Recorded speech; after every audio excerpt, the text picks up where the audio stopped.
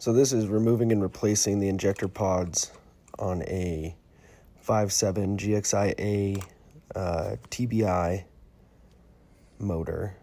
First you got to remove all the T20 Torx bits.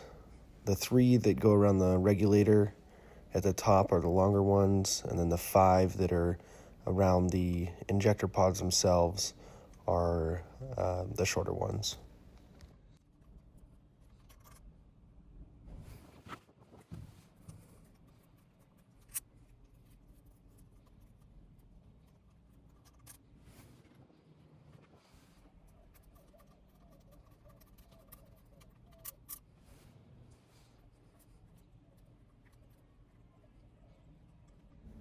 After you get all the Torx screws removed, just pull the top of the housing off, and if it's a little stuck, you can tap it with a mallet.